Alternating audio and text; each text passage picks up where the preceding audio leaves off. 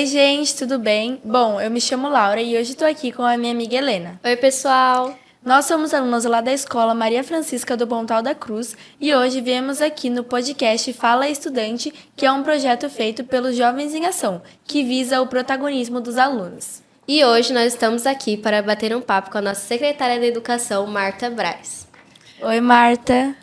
Oi, Laura. Oi, Helena. É um prazer estar aqui com vocês hoje, viu?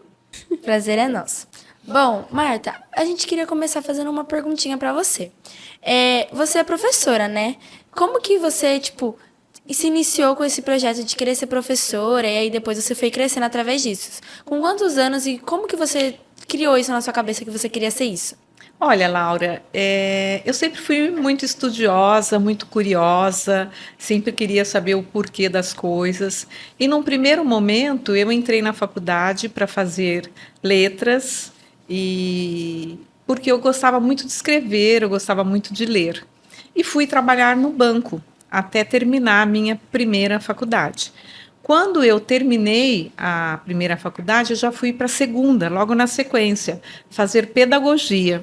E ali eu despertei o gosto por ensinar. Então eu achei que eu estava preparada e apta para poder ir para uma sala de aula, para poder ensinar, para poder compartilhar com os meus alunos esse meu desejo, essa minha vontade de cada vez mais poder ajudar outras pessoas, compartilhar conhecimento, descobrir, né? Sempre nós estamos descobrindo coisas novas. Então eu achava que era um mundo mágico.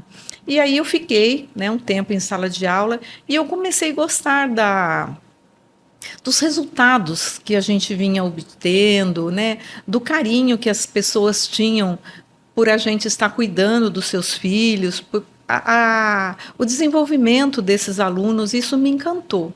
E, na sequência, eu fui convidada para ser vice-diretora de uma escola. Depois, na sequência, eu passei num concurso público, eu já era professora concursada do estado de São Paulo. Depois, eu passei também num concurso público para diretor de escola. E ali eu fiquei 20 anos, né, na Escola Colônia dos Pescadores, uma escola que sou diretora ainda dessa escola, mas estou afastada, emprestada para o município de São Sebastião.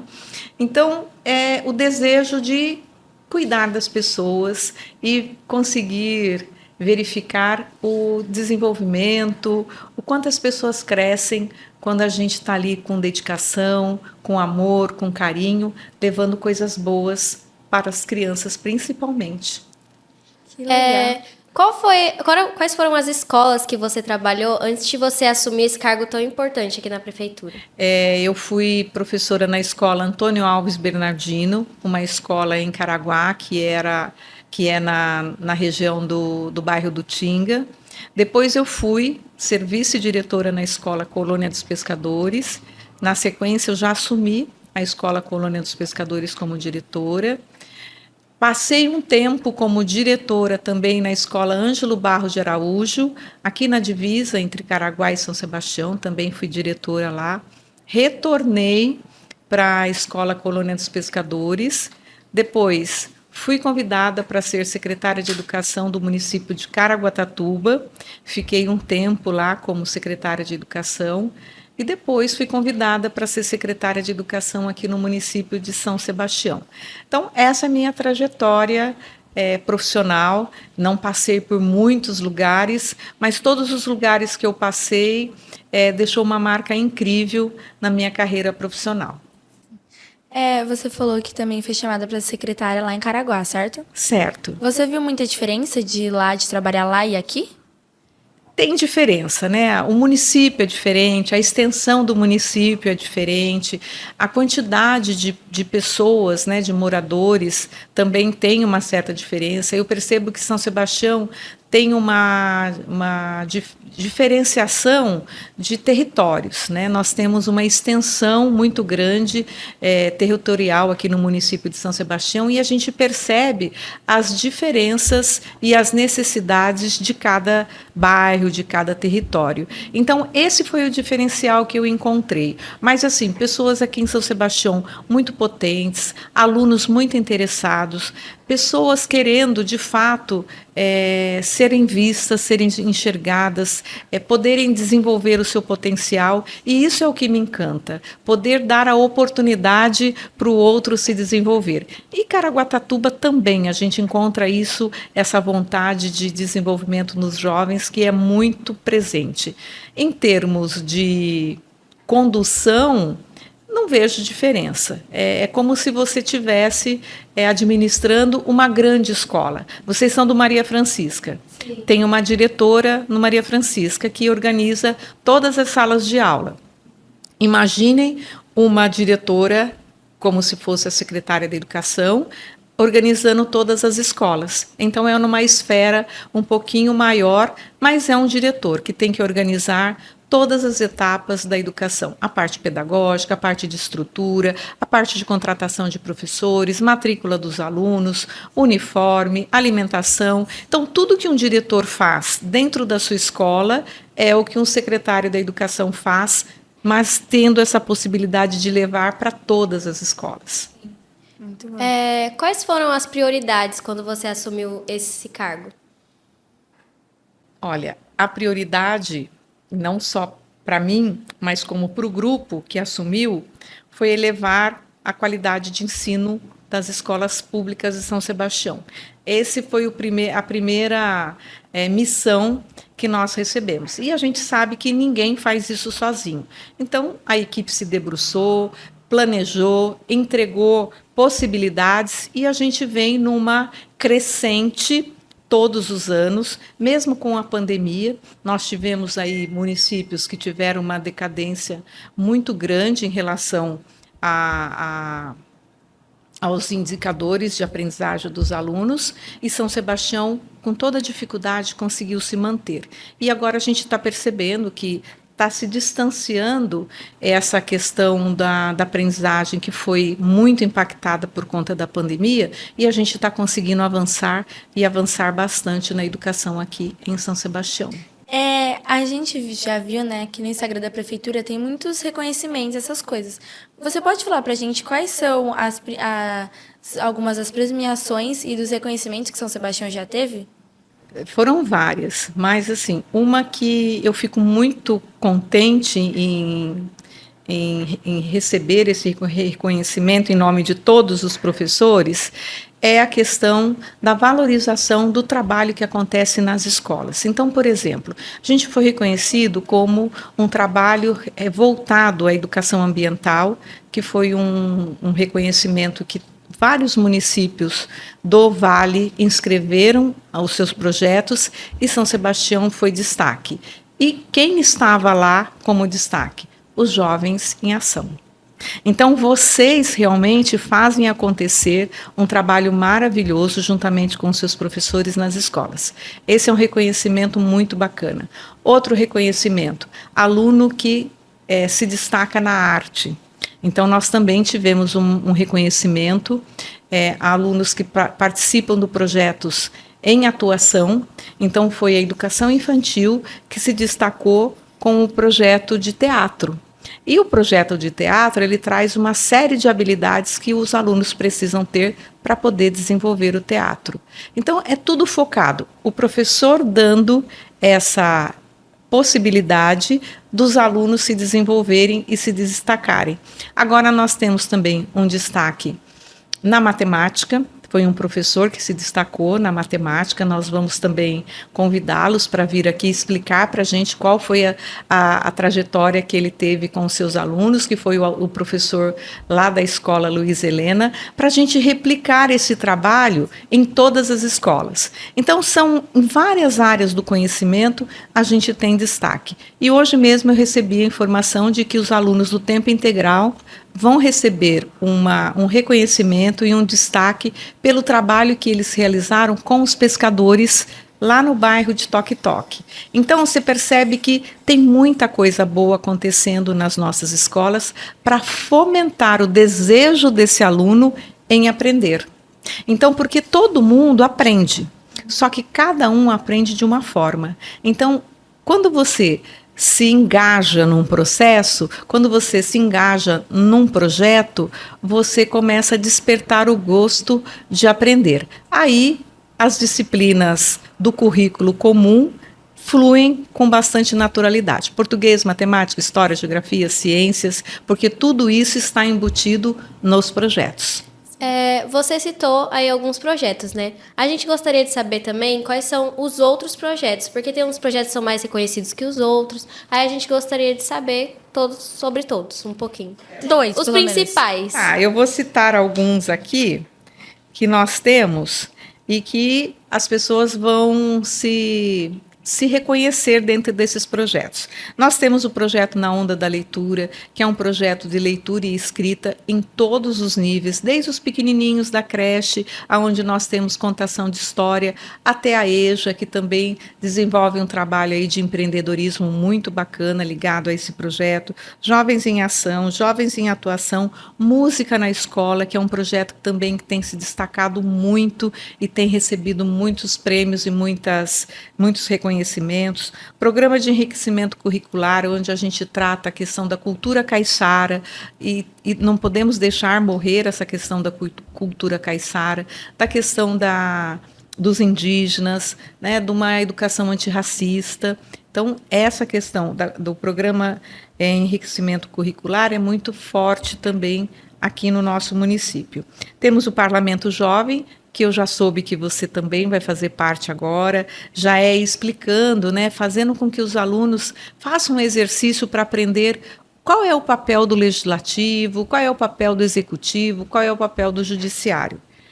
Temos também Lei Lucas, que é, de fato, treinar as pessoas que trabalham nas escolas para os primeiros socorros. Então, eles vão saber agir no momento de salvar ou de fazer alguma manobra para desengasgar as pessoas. E pode ser criança e pode ser um adulto também, como nós já tivemos os dois casos, de pessoas que desengasgaram bebês e pessoas que desengasgaram adultos. Isso tem técnica. E quando a técnica ela é muito bem feita, não fica nem sequela nessas pessoas. Agente Mirim da Defesa Civil, esse projeto surgiu devido à necessidade das pessoas terem informações de como agir numa situação de emergência, como foi o caso que aconteceu aqui na catástrofe em 2023 em São Sebastião. Então, naquele momento, os professores, os coordenadores entenderam que o jovem também pode ser uma peça fundamental para mitigar ou salvar vidas no momento de emergência. Porque a informação é tudo. Ele tendo informação, ele consegue agir. Se ele não tem informação, ele não sabe como ele vai agir. Então, esse projeto é muito bacana e a gente tem a cada ano ampliando. Guarda Vida Mirim é um outro projeto também que é em parceria com o SAMU, porque nós moramos numa cidade litorânea. As pessoas... Muitas vezes a gente escuta casos de pessoas que se afogam. Às vezes é por desconhecimento e às vezes é por imprudência. Quando é por desconhecimento, a gente precisa levar esse conhecimento para as pessoas, porque elas não podem agir daquela forma no mar. Então, esse projeto vem com esse viés. Esse projeto também da OAB Vai à Escola, Justiça e Cidadania também se aprende na escola, juntamente com a OAB Vai à Escola, é um projeto que o judiciário nos procurou e falou, olha, nós estamos dispostos a fazer roda de conversa, bate-papo com os alunos, tirar todas as dúvidas que eles tiverem e o tema vai ser escolhido por eles. E aí, todo ano, a gente tem essa roda de conversa em todas as escolas. Inclusive, você já participou? Sim, a gente teve no nosso ano passado e foi bem legal. Inclusive, o juiz, né, da cidade participa, dialoga com os jovens, a presidente da OAB também, outros advogados que fecham a sua agenda nesse dia e vão voluntariamente dar a sua contribuição para poder dialogar com os jovens, dialogar com vocês. E o que a gente está fazendo com isso? Fortalecendo a cidadania, direitos e deveres, para melhorar realmente esse mundo, para que nós não tenhamos um mundo muito agressivo, sem muita respeito pelo outro, sem entendimento das leis. Então, a gente precisa desde da idade de vocês, já ir passando informações de forma correta. Regeneração, que é um outro projeto também que surgiu logo após a catástrofe. Então, nós precisamos entender, depois de uma destruição, o que nós precisamos fazer para regenerar. Então, a gente também tem um trabalho muito forte nas escolas em relação à regeneração. SAMUzinho nas escolas, que são os pequenos, que são treinados pelo SAMU, pela saúde, para no momento de emergência, como que esses pequenos conseguem chamar um socorro para um adulto. Por exemplo, uma criança está em casa com um adulto, passa mal, o que ela faz? Ela vai lá, ela liga, ela informa qual é a situação da pessoa e, mais importante, não passar trote. Porque se você prende a linha do SAMU, você pode causar uma morte, fazer com que uma pessoa que realmente precisa do socorro, não consiga fazer a ligação. Então, isso também, o SAMU tem estatística de que diminuiu assim drasticamente os trotes depois desse projeto. O Viveiro Municipal, que é um espaço que vocês visitam, que vocês podem verificar e vocês podem tirar muitas dúvidas com relação à natureza. E Cultura Oceânica, que é um outro projeto que nós somos reconhecidos, é o primeiro município da região sudeste que recebeu o selo azul. Por quê? Porque todos os alunos, desde a creche até a EJA, trabalham com a questão da cultura oceânica. A questão do mar, da importância, de não jogar lixo no mar, qual é o impacto disso, qual é o impacto nos animais. A gente tem aí a beleza de ter as baleias aqui todos os anos. Por quê? Porque a gente está preservando esse espaço, tem muitas vidas e que realmente a gente consegue enxergar que tem muitas famílias que vivem do que tem ali no mar. Esses são os projetos que funcionam o ano inteiro. E tem os pontuais, né, que eles acabam pontualmente acontecendo ao longo do ano. Mas esses são projetos planejados, estruturados para todas as séries ao longo do ano letivo. Agora a gente vai entrar em um assunto um pouco mais envolvendo a escola.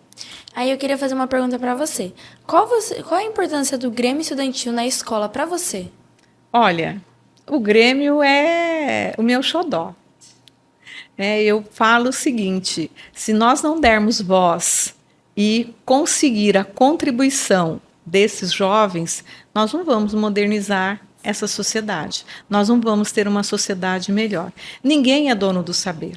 Ninguém sabe resolver todas as questões, mas em parceria com o jovem que está ali, que está atuando, que está dialogando com seus pares, que está dialogando com seus amigos, trazer para nós adultos situações e ajudar a resolver algumas situações em conjunto, é muito melhor. Mas desde a época de jovens, você já atuando como uma liderança, você já sabendo se posicionar em determinadas situações, você já sabendo como discutir aquele tema. Se vocês não têm repertório para discutir o tema, aonde vocês vão procurar? Qual é a maneira correta de vocês procurarem? Qual é a fonte para vocês poderem discutir de forma responsável esse tema? Então, eu acredito que o Grêmio dá muitos frutos. E aí depois nós teremos aí bons profissionais, bons políticos, bons empresários, porque vocês já começaram a testar esse seu potencial, né? O potencial de liderança desde pequeno. Que bom. E qual você achou da ideia do podcast? O que você achou quando resolveram falar, né, que a gente ia retomar com o podcast Fala Estudante? Olha, eu achei sensacional. É isso. Nós precisamos divulgar coisas boas dos nossos jovens, das nossas escolas, dos nossos professores. Por quê? Porque a gente vê diariamente aí na mídia o que vende. é só coisa triste, é só agressão, é só violência. E as pessoas estão se naturalizando com esse tipo de notícia. E a gente sabe, nós que trabalhamos com vocês, que trabalhamos com vários jovens, com várias famílias, a gente sabe que tem muita coisa boa. Então, vamos nós divulgar as nossas coisas boas. Vou dar um exemplo. Se acontecer uma briga de duas meninas, nossa, sai como mídia nacional. Agora, se tem um grupo de 100 pessoas que tem a capacidade de desenvolver um projeto para ajudar outras pessoas, não dá mídia. Então, a gente precisa criar um canal para fazer essa prestação de contas para a sociedade e dizer, olha, temos pessoas desajustadas? Temos, mas temos muitas pessoas boas. E a gente precisa jogar o holofote para vocês que estão aí fazendo um trabalho brilhante nas suas escolas, estudando, e com certeza, daqui a uns anos, eu vou receber a notícia que estão muito bem-sucedidas no caminho profissional que vocês escolherem. Outra pergunta também é que um tempo atrás, desde que a Laura descobriram que a Laura ia virar vereadora, anda fazendo muito a pergunta do interescolares, que aconteceu em 2024 e alguns anos anteriores, que foi muito legal. E a gente acabou, né, criando um vínculo ali com algumas pessoas de outras escolas. E aí, como não teve mais, acabou que a gente perdeu um pouquinho de contato e a gente queria mais, né? A gente queria ter aquela sensação de novo. E como a gente estuda ali no Pontal, foi do lado da nossa escola, as pessoas foram lá para comer, e aí acabou que todo mundo se interagiu mais. Foi um momento, assim, realmente de vivência entre todo mundo, para a gente conseguir interagir melhor. E aí a gente queria saber se o Interescolares ia voltar esse ano ou em anos seguintes, e o que vocês pretendem fazer quanto a isso. Olha, eu vou contar um segredo para vocês, mas vocês não contam para ninguém, tá bom? Eu puxei a orelha de quem não conseguiu colocar o interescolar em 2025.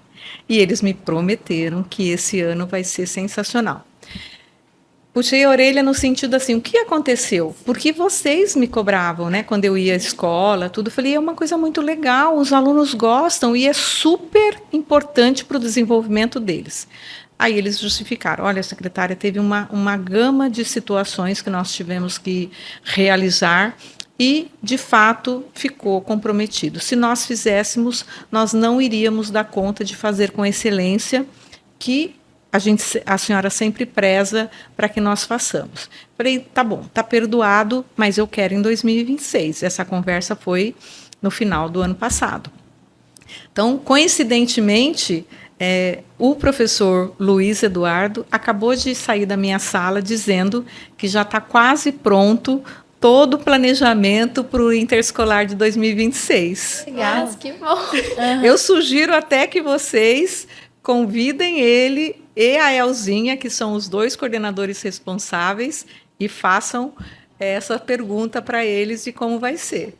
E, no caso, também vai ser no CAI da nossa escola de novo, né? Sim, não sei porque eu não vi estrutura, mas eles disseram que já está quase tudo pronto. Mas pela estrutura que vocês têm ali ao lado, possivelmente os jogos acontecerão lá também. Porque os jogos, se não me falha a memória, ele acontece em vários lugares, né? Uhum. Não é só ali, são várias etapas. E ali é uma estrutura muito bem organizada para a gente poder levar os nossos alunos. Sim. E agora, eu quero fazer uma pergunta para você. Você poderia falar para a gente quais são, pelo menos, 2 projetos que vai ter esse ano aqui, de diferente em São Sebastião? Ou para os alunos, qualquer um? Como a gente está no início do ano, eles ainda estão me trazendo as propostas. Mas eu posso dizer que eu encomendei algo diferenciado com o tema central matemática. Então, vamos ver o que vai sair daí. Eu joguei a ideia, agora os nossos coordenadores estão trabalhando. Eu falei, nós precisamos fomentar a matemática no nosso município. Mas uma matemática criativa, divertida, potente, agora é com eles. Vamos ver o que vai sair. vocês dão conta de todos esses projetos, né? E tem alguns, por exemplo, interescolares, que acaba trazendo pessoas da Costa Sul aqui para cá. E aí, como funciona a questão do transporte, né? Que tem transporte para todas as escolas, como que funciona essa organização? Nós temos o contrato de transporte escolar, a maioria dos alunos, ou se não é a maioria, vamos colocar aí uma parcela de 50% dos alunos, não moram no entorno das suas escolas. Então, tem uma legislação que fala que, se não tem uma escola até 2 quilômetros da residência do aluno, a gente oferta o transporte para essa criança ir para a escola e não ficar sem estudar. Mas esse que é o objetivo maior. Então, nós temos, né, as rotas de transporte que levam todos os alunos para todas as escolas. Só que tem que ter essa regrinha, 2 quilômetros, aí a pessoa tem direito. Não tem vaga próximo da casa dela, aí ele está elegível para usar o transporte. Agora, a gente está, né, quase finalizando nosso podcast, tem uma pergunta para te fazer. Como é cuidar da formação de tantas pessoas assim para você? Que isso é um peso muito grande, né? Eu divido esse peso, tá? Não é só meu. Eu acho que isso é nosso. Inclusive, junto com vocês, eu divido isso. Mas, assim, eu procuro cuidar muito de perto todas as ações que diz respeito ao desenvolvimento dos nossos alunos. Desde o berçário, né, que a gente também se preocupa muito, que a gente sabe que é nessa fase que os alunos estão, que as crianças estão aptas a se desenvolver cada vez melhor. Tem pesquisas que demonstram, a neurociência demonstra que uma criança que participa da creche desde bebê, a motivação, o desenvolvimento dessa criança é muito maior do que uma criança que não teve essa experiência ali quando bebês. E assim sucessivamente. Mas precisam ser experiências com intencionalidade. Então, se eu vou fazer alguma brincadeira, alguma contação de história, alguma brincadeira num parque com as crianças, tudo tem uma intencionalidade pedagógica, e assim sucessivamente. E quando a gente observa que no 9º ano, muitos alunos nossos que participam, né, do vestibular da ETEC, a grande maioria entram de primeira, e isso é uma satisfação e um orgulho muito grande. Significa que a trajetória deles está sendo muito positiva. E mais ainda, quando a gente recebe vários alunos entrando em universidade pública, nós temos aqui a Univesp, quando a gente lota todos as nossas vagas com alunos da nossa rede. E mais orgulhosa ainda eu fico, mais satisfeita ainda eu fico, sabendo que teve um aluno nosso da rede, inclusive eu já pedi para fazer contato com ele, eu vi numa matéria que ele é o aluno mais novo do mestrado do ITA em matemática, se não me falha a memória. E foi aluno nosso. Foi aluno da rede, foi professor da rede depois, e hoje ele tem 24 anos e tem o mestrado. Até sugiro que vocês façam contato para entender como é que foi essa trajetória dele, né, como professor. Então, a gente tem que acreditar que é possível e que dá certo, só que com o apoio de vários. A gente tem que ter uma rede, todo mundo remando para o mesmo lado, todo mundo entendendo a proposta, todo mundo querendo também que a escola pública se transforme numa escola pública de qualidade. Marta, eu também tenho uma dúvida. A gente viu que 50% da escola agora está em tempo integral, principalmente dos pequenininhos. A nossa escola, os anos finais, vão ficar também em tempo integral? Como que vai funcionar isso? Olha, essa é uma proposta do Plano Nacional de Educação, que ao longo dos últimos 10 anos, nós tínhamos que ter 50% das escolas em tempo integral. Então, nós fomos trabalhando de 2014 até 2024 para conseguir cumprir essa meta de 50%. E nós conseguimos aqui em São Sebastião. E se nós não conseguíssemos, nós seríamos penalizados, porque é uma política pública nacional. Então, todos os municípios e todos os estados precisariam estar dentro dessa proposta. E agora, a proposta para os próximos 10 anos é ampliar o tempo integral. Mas, para isso, a gente tem que pensar e planejar com bastante qualidade. Então, o que nós pensamos num primeiro momento?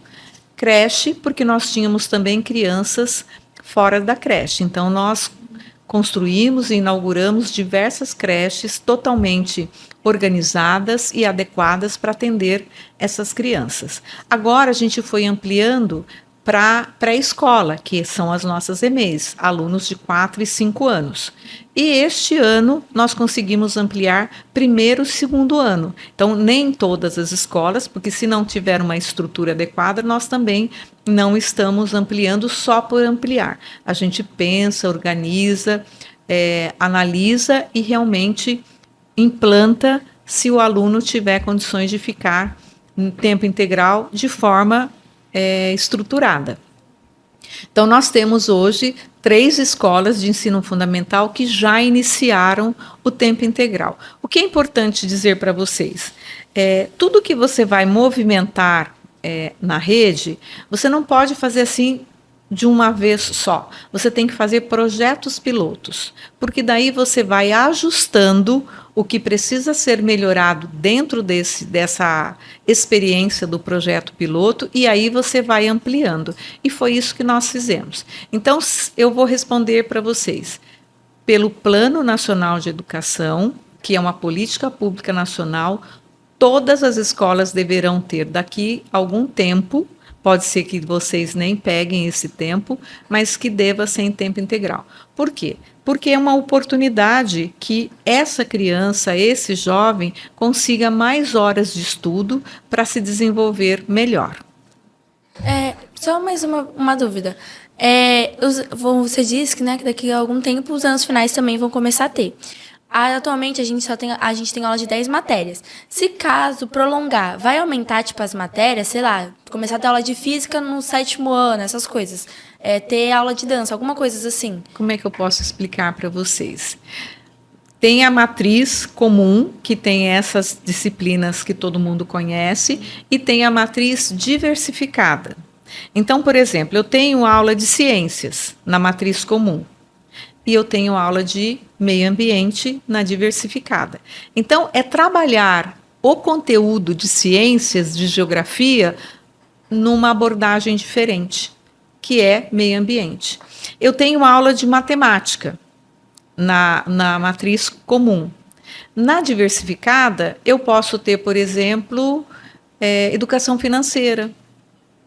Então, você vai trabalhar a matemática, mas como se fosse na prática. Então, você está trabalhando todos os conteúdos da forma teórica e, no outro momento, você aplica. Eu tenho, por exemplo, literatura na parte comum. Eu posso trabalhar contação de histórias na parte diversificada. Eu posso trabalhar a produção de um livro na parte diversificada. Então, é integrado esse currículo, não é que vai aumentar a quantidade de disciplinas. A forma de se trabalhar vai ser diferente com as disciplinas que já existem. Agora, como as últimas perguntas, eu vou perguntar da alimentação. Como que vocês conseguem organizar os nutricionistas por cada escola, a restrição alimentar? Porque sempre tem algum aluno em cada escola que tem, por exemplo, intolerância à lactose ou a glúten, e isso pode acabar afetando um pouco, né? Mas aí vocês têm que sempre dar uma conferida no cardápio para não acabar causando alguma coisa ao aluno. Isso. Nós temos aqui bastante nutricionistas, que são 13, se não me falha a memória. Elas fazem visitas diariamente nas escolas. Nós temos um grupo de pessoas que avaliam todos os cardápios. São 20 mil refeições que são servidas por dia no nosso município. Porque as creches, elas têm 5 refeições, né? Em tempo integral, eles também têm mais de uma refeição. E nesta questão do adaptado, né, das pessoas que têm algum tipo de alergia, normalmente na matrícula, a família já informa, olha, meu filho é intolerante à lactose. está aqui o atestado médico. Automaticamente, a direção já imediatamente já encaminha para o setor de alimentação escolar. E esse aluno é cadastrado num programa e ali já sai qual é o cardápio que ele pode. Isso é enviado para a escola, a merendeira tem lá, né, aluno por aluno, qual é o tipo de cardápio dele, para que não tenha nenhum erro na hora de servir. Então, é um trabalho sistêmico, é um trabalho integrado, desde o período da matrícula até a hora que a merendeira vai servir esse cardápio para essa criança. Então, por exemplo, eu sou a merendeira daquela escola. Então, eu tive a ideia de fazer um catálogo. E aí eu colo ali. Então, quando eu vou entregar, eu já sei, eu já começo a familiarizar com o rostinho daquele aluno. Obviamente que vai chegar um período que eu já vou conhecer quem é a Helena, né? Não vou precisar mais olhar na foto. Mas para não correr o risco no início do ano, se chegarem alunos novos, eu já tenho esse catálogo de foto. Tem uns que colocam na parede, tem outros que têm o portfólio ali. Então, a gente toma muito cuidado com isso. Agora, como última pergunta também envolvendo a alimentação, eu queria perguntar sobre os horários. Porque em 2024, né, teve o almoço, ele sempre era na saída e a gente comia sempre ou um pão, ou um bolinho, ou um suco na hora do intervalo. E agora mudou. O almoço foi para o intervalo e a gente não tem mais comida na saída. Por que teve essa mudança? Olha, foi uma experiência que foi feita. Lembra que eu falei para vocês que todo projeto a gente tem que fazer um piloto? E a experiência foi feita, mas na época eles pediram para fazer essa experiência em todas as escolas. E o que as nutricionistas observaram? Que o grau de nutrição para essas crianças, principalmente os adolescentes que estavam em fase de desenvolvimento, eles só comiam o pão, eles não estavam mais almoçando, comendo aquele prato balanceado que é super necessário para a sua saúde, que é a verdura, os legumes, o arroz, o feijão, a proteína. Então, quando eles observaram, né, as nutricionistas observaram, elas soltaram uma nota técnica dizendo que estava contribuindo para a obesidade, contribuindo para algumas questões de falta de nutrientes, principalmente para os jovens. E aí, como a gente, de fato, não pode perdurar com uma coisa que não é saudável para os nossos alunos, tomou-se a decisão de voltar para a alimentação no horário do intervalo, porque nesse horário de intervalo, os alunos estão com fome. Então, eles comem, porque eles comiam o pão no horário do intervalo e não almoçavam. Não almoçavam na escola e não almoçavam em casa. Então, era um prejuízo para a segurança alimentar dos nossos alunos. Outra questão envolvendo isso, só para complementar, é que muitos alunos, pelo menos na minha escola, né, eles costumam falar que eles não conseguem comer comida no horário do intervalo, que o nosso é 10 horas da manhã. Aí acaba que eles também acabam não comendo e vão só para almoçar em casa. Mas aí é uma realidade diferente. Lembra que eu falei para você, Helena, que nós temos um município com vários bairros, vários territórios, com várias realidades? Então, já foi feita uma análise ali naquela região, de fato, as crianças têm esse aporte de chegar em casa e ter um almoço para almoçar. E nós temos realidades que nem todas as crianças chegam em casa e têm o almoço. Então, é preferível garantir essa segurança alimentar na hora do almoço, às 10h30, ali na escola, porque muitas vezes inverte. Então, a gente tem que pensar na maioria. As nutricionistas fizeram uma análise da maioria no percentual dos alunos.